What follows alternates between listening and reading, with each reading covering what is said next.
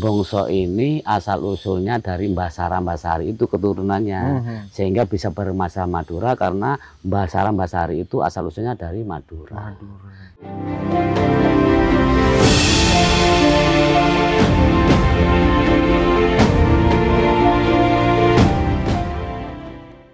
Om Swastiastu, Rahayu, Rahayu, Rahayu. Dan tentu saja pemirsa Hindu Channel hari ini atau beberapa hari lalu sudah menyaksikan topik-topik yang menarik di Hindu Channel. Kemudian kami dari Hindu Channel juga menerima informasi bahwa ada umat Hindu kita yang menjadi anggota dewan dan sangat peduli sekali, tidak hanya dengan umat Hindu saja. Beliau juga sudah aktif di organisasi sejak muda seperti itu. Dan ada kalimat yang penting pada saat saya mendapatkan bocoran dari warga, ternyata beliau itu udah nggak bisa disebutkan dengan kata-kata, sudah top seperti itu katanya. Dan akhirnya kami berhasil menghubungi melalui pada saat itu Pak anggota inilah apa namanya pengurus kami dari pengurus PHDI kabupaten di apa namanya di Bongso Wetan ya gitu kan, di Gresik gitu kan. Kita coba menghubungi, langsung saja kita sapa dengan Bapak Wongso Negoro SE SH MSI. Om Swastiastu, Pak. Om Swastiastu. Sepertinya lelah sekali nih. Sehat, Pak? Sehat sekali. Bener nih Pak, opening saya tadi itu bahwa Bapak gini bener? Ya. Tergantung siapa yang menilai. Tergantung dari penilai. Nah, kegiatan beberapa hari ini kayaknya sepertinya padat sekali, Pak. Kalau boleh tahu, kegiatan terakhir ini apa? Yang sangat mungkin menguras waktu, menguras tenaga mungkin. Karena mementingkan atau memikirkan rakyat, kan seperti itu. Betul. Apa nih Pak kegiatannya? Nah, Om Swastiastu, Rahayu, gini. Memang terakhir ini kegiatan saya di organisasi kepartaian ini memang kan ini mau dekat dengan pemilihan presiden, pemilihan pileg, ya DPD, terus provinsi maupun RI. Sehingga kita banyak sosialisasi, terjun ke lapangan, sehingga kita itu mendekatkan diri kepada masyarakat, biarpun itu sebelum-sebelumnya ya. Tapi sekarang ini kita fokus kepada pemenangan partai sebenarnya, karena saya kebetulan berada di partai sampai detik ini saya masih di Partai Golkar. Itu. Dan kemudian menjadi di Dapil 3 kabupaten. Nah, di Dapil 3 Kabupaten Gresik yang mencakup menganti kedamaian. Menganti kedamaian. Ya. Nah Pak, berbicara menganti kedamaian, ini kan karena apa ya, kalau orang Bali semeton Hindu, kalau orang Jawa bilangnya umat Dharma atau mungkin seperti itu. Kemarin kita sempat nih Pak ngobrol dengan Pak Kusno. Nah bahwa umat Hindu di Gresik di Bongso Wetan ini sangat apa namanya akrab sekali, damai sekali, kegiatannya sangat ngalir sekali. Nah, dan kami dapat informasi bahwa orang tua Bapak adalah salah satu pendiri di Pura Kertabumi, di Pura Kertabumi. Nah, yang menjadi pertanyaannya, kenapa kok di Gresik disebut Hindu Madura kan gitu? Kenapa Pak? Gini. Memang dulu memang ada ceritanya. Dulu setelah kemerdekaan itu semua masyarakat yang ada di Indonesia khususnya ya, gini.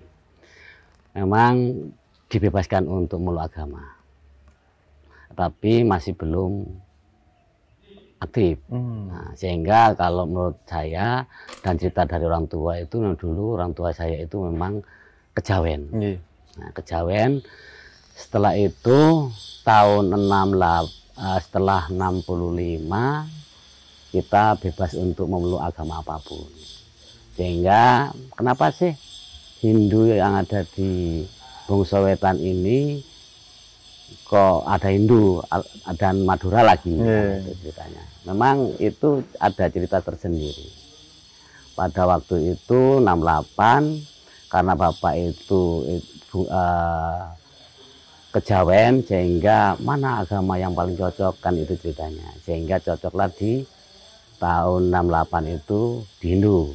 Nah itu pertama kali itu ada teman-teman bapak itu ada orang 10 orang. Oh, orang 10 itu pada saat itu mencari orang 10. Tapi ya, orang Gresik bukan semua? Mencari, tapi orang sini aja dulu. Orang sini? Nah, sehingga pada waktu itu orang 10 ini sepakat untuk memeluk agama Hindu. Nah, kenapa kok di Inggris, di khususnya di Bangsa Wetan ini kok Hindu Madura? Ya, itu yang menjadi pertanyaan itu. Hindu yang ada di Bangsa Wetan ini, leluhur kita itu memang dari Madura. Nah itu, kenapa dikatakan orang Bangsa itu bisa bermadura semuanya? Memang leluhur kita dari Madura. Sehingga diperjelas pada waktu itu saya masih kecil, orang tua saya itu datang ke Pesarian. Pesarian itu di situ di depan Madura itu. Nah, di situ karena bapak itu orang kejawen, ya bisa berkomunikasi dengan leluhurnya, sehingga leluhurnya mengatakan bahwa namanya leluhur itu Mbah Sarah dan Mbah Sari. Mbah Sarah itu laki-laki, Mbah Sari itu perempuan. Nah, pada waktu itu bapak bisa berkomunikasi melalui hati nurani. Nah, sehingga berbicara di situ bahwa Bongso ini asal usulnya dari Mbah Sarah Mbah Sari itu keturunannya, sehingga bisa bermasa Madura karena Mbah Sarah Mbah Sari itu asal usulnya dari Madura. Sehingga berkembang sehingga sampai detik ini, sehingga Bongso ini terkenal dengan bahasa Madura. Itu. Nah, itu cikal bakalnya di situ. Ada bangganya nggak sih Pak kalau ada menyebutkan Hindu Madura? Kita bangga sebagai anak keturunannya dari Madura itu karena kita tuh semakin banyak berbahasa semakin enak. Ya, kalau kita itu ketemu orang Madura bisa berbahasa Madura, ketemu orang Bali bisa bahasa Bali, bisa Bali, ya, Jawa apalagi seperti itu, sehingga kita berbahasa Madura itu lebih enak kayak gitu. Nah, itu karena berbahasa Madura itu lebih enak, sehingga anak keturunan kita itu diwajibkan untuk berbahasa Madura terus, biarpun tidak ada guru, tetapi guru setiap hari itu sehingga bisa nyambung gitu loh Mas. Nah, itu. Nah, kemudian ini mohon maaf, nama panggungnya Pak siapa dulu nih? Pak Wongso atau Negoro? Pak Wongso. Pak Wongso. Ya. Tapi sebenarnya sih kebanyakan sekarang itu teman-teman nyebutkannya Ki Wongso. Gitu. Ki Wongso. Ya. Mungkin di Hindu Channel Ki Wongso aja lah. Ya. Nah, janganlah Pak Wongso aja. Wongso aja karena masih muda. Masih muda. Okay. Kalau Ki Wongso nanti banyak spiritualitas atau orang-orang yang ada di luar daerah nanti datang dikirakan Ki Wongso itu memiliki nilai spiritual yang tinggi gitu kan, walaupun itu dirahasiakan ya gitu. Nah, jadi terkait dengan sejarah tadi bahwa orang tua itu sudah sangat berperan dalam lingkungan khususnya di umat Hindu. Pada saat ini putranya yaitu Pak Wongso sendiri itu menjadi sorotan banyak, mungkin tidak hanya di Gresik saja, di luar daerah juga menjadi sorotan. Kenapa sih kok malah ngambil langkah ke politik seperti itu, apalagi umat Hindu, berani-beraninya kan gitu. Mungkin jarang lah, tapi ada nih di Gresik gitu loh Pak. Ya, gini, memang saya itu sejak muda itu senang berorganisasi dari SMA sampai kuliah itu. Sehingga pada waktu sudah nikah ini kita terjun ke politik ini karena saya pandang perlu, karena untuk memperjuangkan masyarakat ini tidak semudah apa yang kita ceritakan selama ini. Sehingga selama ini yang masyarakat itu tidak bisa mengaspirasikan suaranya, sehingga melalui saya bisa untuk memperjuangkan. Salah satunya adalah masalah pembangunan. Nah, dan juga kalau masalah keumatan itu kita tidak pandang bulu umat Hindu, Buddha, Kristen, Islam, kita memperjuangkan untuk pendirian tempat ibadah. Karena pendirian tempat ibadah sekarang ini memang gampang-gampang susah. Susahnya itu apalagi minoritas. Nah, itu. Kan belakangan ini memang ada teman yang mendirikan tempat ibadah, ya. Salah satu contoh itu untuk mendirikan tempat ibadah wihara. Padahal menurut aturan Menteri Bersama itu memang sudah terpenuhi 60-90. Nah, itu pun masih ada gejolak yang tidak setuju. Nah, itu sehingga ini perlu diperjuangkan. Sehingga bagaimana caranya kita itu semua umat yang ada, baik itu Hindu, Buddha, Kristen dan semuanya itu punya tempat ibadah. Apalagi salah syarat itu sudah terpenuhi. Nah, menurut pandangan saya seperti ini perlu diperjuangkan. Nah, ini kemarin melalui saya juga termasuk di FKUB juga, nah, kita memperjuangkan kenapa sih tidak bisa. Kita itu tempat ibadah, beribadah kepada yang sana kok sulit, padahal semua terpenuhi. Sehingga inilah kita posisi ini harus kita perjuangkan sehingga semua yang ada ini bisa terlaksana dengan baik. Nah, itu. Ada putra Bapak berapa Pak? Ini mohon maaf. 3 orang. Oh, 3. Ya. Ada yang ingin mengikuti jejak Bapak nih? Masih, ada, pasti ada nih. Pasti ada, tapi masih belum kelihatan. Masih belum. Keluarga mendukung semua. Keluarga mendukung, Mas, karena memang saya itu tahu sejak dulu saya berpolitik dan juga gitu. Kalau kita tidak didukung oleh keluarga tidak jalan, Mas. Nah, gitu. Sehingga keluarga mendukung, sehingga karena apalagi jadi DPR itu waktunya terluang, tersita banyak sekali untuk kegiatan-kegiatan yang berpolitik ini, ya, kemanusiaan, kemasyarakatan seperti ini, ya, sehingga waktu keluarga ini tersita banyak. Ya, kalau tidak benar-benar pada waktu hari raya, tidak bisa. Tahun baru ini aja berapa hari itu aja gitu. Pak Wongso, berbicara tadi ada sedikit yang disampaikan, ada memperjuangkan untuk masyarakat, terutama di Gresik itu.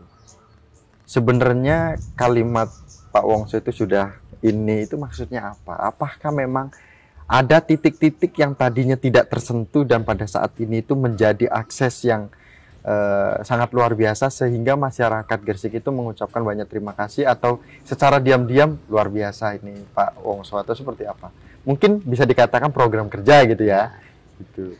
Karena kalau program kerja kita ini memang di Gresik itu dapat pokir, Mas, pokok-pokok pikiran dalam bentuk pembangunan. Nah, kita perjuangkan untuk membangun masyarakat ini adalah bagaimana, karena di sini masih pertanian masih ada. Bagaimana kita memperjuangkan masyarakat ini bisa sarana itu bisa jana, nah, bisa enak bisa itu jalan. Karena jalan. Sehingga program saya ini dulu 2024-2019 ini adalah TPT, penahan tanah itu, tembok penahan tanah itu. Tapi sekarang karena kebutuhan supaya masyarakat itu enak ronjot itu, Mas, ya kan, di petani itu, itu kan masih laku, masih ada di sini pakai sepeda itu. Sehingga bagaimana caranya kita bisa melihat di situ sehingga kita beralih kepada program betonisasi. Ya, jalan itu sehingga itu enak, dan juga memperjuangkan kita sering pocket-pocket kita bukan hanya tempat ibadah Hindu aja, tempat Muslim juga, masjid, langgar, terus juga Kristen, wihara ini kita sentuh di situ. Selama ini belum tersentuh, kita sentuh sekarang ini. Sehingga apa? Sehingga manfaat kayak tuh untuk jadi dewan ini memperjuangkan, ya, pertama juga untuk umum dan juga minoritas yang kita perjuangkan. Pantas saja umat Hindu di Gresik ini juga dianggap disorot sangat luar biasa dalam kualitasnya seperti itu, karena kemarin saya sudah ngobrol dengan PHDI Kabupaten, anak-anak kita terutama itu sudah berani mentalnya ketika dia ditanya kemampuanmu apa, kamu bisa apa, ketika di sekolahan dia langsung bilang saya bisa nari, saya bisa nyanyi, saya bisa tabuh gitu. Itulah keberanian-keberanian yang akhirnya menjadikan kebanggaan para orang-orang tua kita, khususnya Hindu yang ada di Bongso Wetan. Nah, yang menjadi pertanyaan lagi, Pak, sebenarnya ada nggak sih PR yang berat atau PR ke depan untuk umat Hindu kita, khususnya yang ada di Bongso Wetan ini, atau khususnya yang ada di Gresik seperti itu? Sebenarnya PR itu tidak ada yang berat dan tidak ada yang ringan kalau kita niat untuk melaksanakan. Nah, PR kita ini adalah bagaimana caranya anak-anak kita itu bisa nari, bisa gamelan, bisa mempertahankan budaya ini karena disupport dengan anggaran. Sehingga kita memperjuangkan anggaran di situ, kita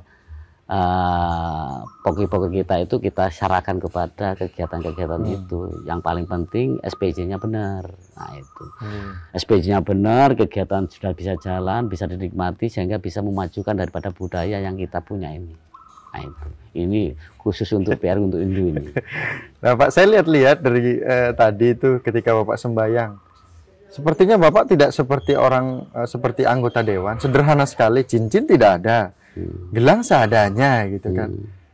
Ada apa itu kan? Nah, memang saya dulu itu hidup sederhana Mas. Sederhana kenapa? Karena memang hidup sederhana itu lebih nikmat, lebih enak, enjoy, ya gitu. Kita tidak mau kita tuh disanjung dan sebagainya, kita biasa-biasa saja. Dan juga kita ada pesan kepada khususnya ini untuk umat Hindu. Nah, kalau umat Hindu itu yang ada di Indonesia itu bisa satu wilayah itu kalau ada Hindunya, kenapa tidak kita memperjuangkan menjadi dewan? Karena salah satu untuk memperjuangkan ini ya itu umat Hindu sendiri. Bagaimana caranya kita menjadi dewan seperti ini? Ya satu, beradaptasi dengan lingkungan banyak, masyarakat banyak. Ya. Bagaimana di Gresik ini umat Hindu tidak terlalu banyak. Kalau kita hitung-hitung itu hampir 700 suara itu aja. 700 suara. Tapi saya bisa meraup suara itu hampir 11.000. Ya, berarti kan bukan umat Hindu aja yang memilih, tetapi umat yang lain bisa memilih kita. Bagaimana caranya bisa masyarakat lain itu bisa membantu ada memilih kepada percaya pada saya? Karena saya satu ya tidak sombong, ya bisa beradaptasi dengan orang banyak, ya sehingga ada kegiatan itu gotong royong, kegiatan apapun, takziah dan sebagainya, kita harus terjun ke lapangan. Kita benar-benar bagaimana sih masyarakat sesungguhnya. Nah, sehingga kita membaur dengan masyarakat ini, sehingga masyarakat menilai, oh berarti Pak Wongso itu tidak membeda-bedakan biarpun Hindu, sehingga umat lain itu juga tertarik membantu kita dan menyuarakan pada kita. Banyak umat-umat yang lain itu menyuarakan Wongso, bagaimana Wongso, saya punya PR membuat masjid, membuat pura, membuat gereja. Saya kasih arahan bahwa untuk membuat seperti itu, kalau memang butuh anggaran kepada pemerintah daerah melalui DPP pocket kita, sehingga kita kasih saran membuat proposal. Nah, ini kita perjuangkan. Nah, kalau kita perjuangkan harus deal, harus clear ini. Jangan sampai hanya ngomong tapi tidak sampai terjadi bisa membangun. Nah, itu sesungguhnya. Sehingga kita apa? Sehingga kita tidak beda-bedakan. Nah, itu sehingga kita tuh banyak kok malahan ya teman-teman yang muslim itu ya kan. Kita juga koordinasi dengan takmir dan lain sebagainya. Ya, ini kita enjoy aja lah kayak gitu. Sehingga kalau kita sudah terjun di masyarakat, tidak membedakan masalah agama, tidak kita bukan identitas kita yang kita tonjolkan, tapi kemasyarakatan kita yang perlu kita tonjolkan pada khalayak banyak. Itu yang sesungguhnya kunci daripada keberhasilan kita adalah semua kita rangkul, tidak bisa membedakan. Nah, kunci untuk yang pesan akhir tadi itu sangat menarik sekali. Tidak boleh ada yang membedakan, tidak ada membedakan. Dan yang tadi di awal kalimat itu, sebelum pertanyaan yang tadi itu, saya tertarik dengan pertanyaannya seperti ini, jawabannya seperti ini. Kalau ada umat Hindu kita yang memang dia ingin membanggakan menjadi anggota dewan, kenapa nggak didukung? Toh itu untuk umat Hindu juga. Toh untuk masyarakat itu. Jangan sampai umat Hindu ini terpecah seperti itu. Dan 700 loh umat Hindu yang ada di sini. Tapi bisa sampai 11.000. Terbanyak lagi. Umat Hindu kita sudah mikir gini. Berarti umat Hindu kita udah milik kita semua nih. Nah, inilah harus umat Hindu yang mungkin di daerah-daerah lain ketika melihat peluang bahwa saudara kita umat Hindu khususnya ketika maju sudah itu dukung, toh itu untuk kembali ke umat Hindu itu sendiri kan gitu. Nah, ini udah berapa menit Pak diskusi kita, tapi ada satu pertanyaan lagi. Dan saya juga punya satu untuk pesan. Nah ini baru saya mau nanya gitu, ada pesan nggak nih yang mungkin ingin disampaikan Bapak sebagai anggota Dewan Kabupaten khususnya untuk umat Hindu dan pemirsa Hindu Channel dan juga masyarakat di Gresik mungkin. Silakan Pak. Pesan saya itu untuk umat kita ya, atau untuk masyarakat banyak. Kalau menjadi pemimpin itu ada 2 sifat. Ya, yang perlu kita tahu bahwa sifat kita itu ada 2, sifat peniti dan sifat kancing. Oh. Nah, ini baru dengar nih Pak. Nah, ini baru ini baru. Yang perlu kita ketahui. Tapi sebenarnya kita tahu sebenarnya setiap hari ini bahwa ini kan Ya, ini adalah kancing dan peniti. Sifat kancing itu kalau jadi pemimpin itu kurang bagus. Kenapa? Karena sifat kancing itu harus masuk ke lubang harus pas. Kekecilan tidak bisa masuk, kebesaran pasti lepas. Sifat pemimpin seperti itu adalah sifat yang memilih-milih. Ya. Sehingga hanya satu aja yang bisa didekati. Tetapi kalau sifat pemimpin yang paling bagus adalah sifat pemimpin yang mempunyai sifat peniti. Lubangnya kecil, lubangnya pas, lubangnya besar, tanpa lubang pun bisa menyatukan 2 menjadi 1. Ini penting. Sehingga sifat pemimpin ini tidak membeda-bedakan. Oh, agama ini, agama ini, agama ini. Enggak, kita bisa satukan. Ya, kita satukan persepsi kita, tujuannya adalah untuk kebenaran. Itu aja. Nah, sehingga kalau kita pesan untuk umat Gresik yang ada, malah kita bersatu, padu, bagaimananya bisa kita membentuk kerukunan yang baik antar umat agama, baik itu agama sendiri maupun agama yang lain. Sehingga kita harus mempunyai sifat peniti, bukan sifat kancing. Itu. Terima kasih Pak Suksema matur suwun sudah memberikan edukasi dan pencerahan nih kalau untuk anak-anak muda yang sudah aktif di organisasi kan gitu. Bagaimana kita menjadi tonggak atau peran penggerak di lingkungan kita sendiri seperti itu dan dapat bermanfaat, itu lagi kan yang paling penting. Dan mungkin jangan lupa dukung Hindu Channel, like, komen, dan subscribe khususnya di Gresik nih, umat Hindu. Kami bersama dengan tokoh Hindu yang luar biasa pada hari ini, humble, sederhana, murah senyum, walaupun pusing. Tetap di depan masyarakat, tetap harus menebarkan senyum, kebahagiaan seperti itu. Dan akhir kata kami tutup dengan Paramasanti bersama dengan Bapak Wongso Negoro SE SHMSI. Paramasanti, Om Santi Santi Santi Om. Sukses Pak, terima kasih. Sehat-sehat.